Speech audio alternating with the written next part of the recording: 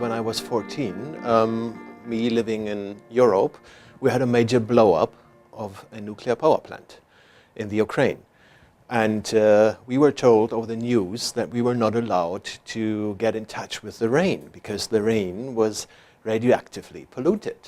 And I just couldn't believe what I heard in the news. And I just thought, no, we have to do something about that we are actually able to run a technology that, that crosses borders that quickly, where an accident and the consequences of an accident are actually crossing border that quickly, and where the damage can be that devastating that you can't actually, that you have to remove large parts of the population from that area.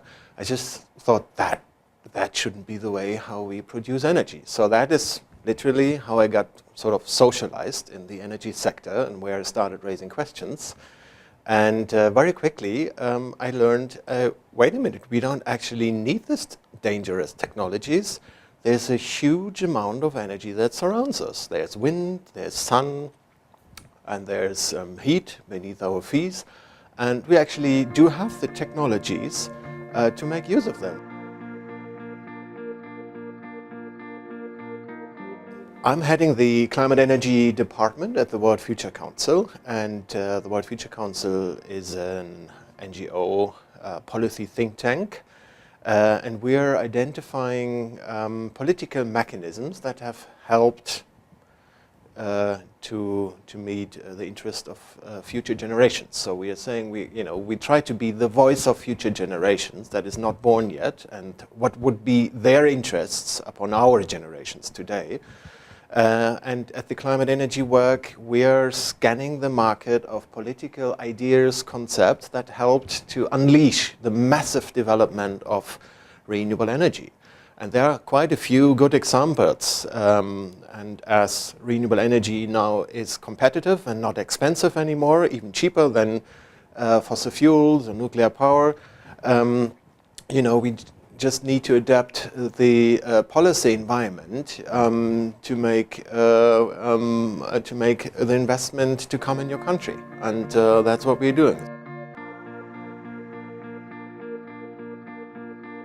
The most challenging part of my job is to not get frustrated, because sometimes very simple things seem to be insurmountable. For example, at the renewable energy market, it's cheap, it's affordable, it's everywhere, it surrounds us wherever you are, so we have the technologies, and we're still seeing politicians rather favoring coal power plants or centralistic, monopolistic nuclear power plants. And I think that is sometimes frustrating, because I think things can or could go so much quicker. But on the other hand, if you see the huge progress that has been made in the renewable energy development, and the International Renewable Energy Agency is really contributing to that process a great deal, then this is actually encouraging. This is hugely encouraging. And by the way, sometimes the energy market seems to be boring, complicated, techy, but in fact I think it's one of the most fascinating themes that you can ever imagine.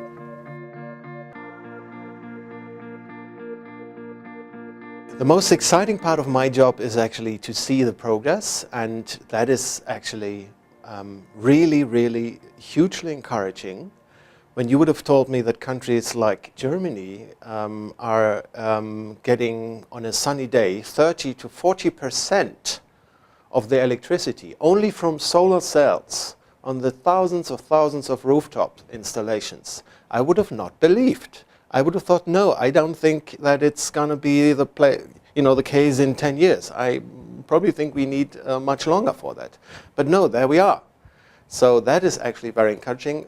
What also encourages me a lot is to work with people all over the world, to sit down with parliamentarians from Senegal, or from Tanzania, or from Uganda, or from South Africa, or from India, and to understand their needs, to understand what their concerns are, and then transfer this again back to our concepts and make sense of that, and sort of have these really you actually really get the feeling that you can do something about it. You don't have to accept the world as it is.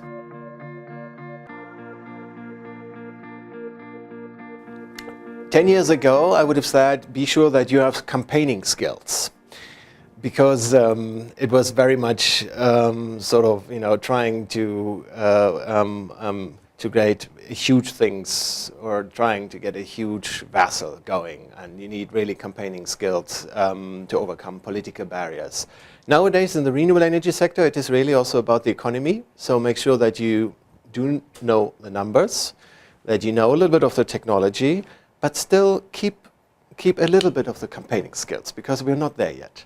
And that would be my advice, and I think it is one of the, if not the most future-oriented market that you can actually perceive of.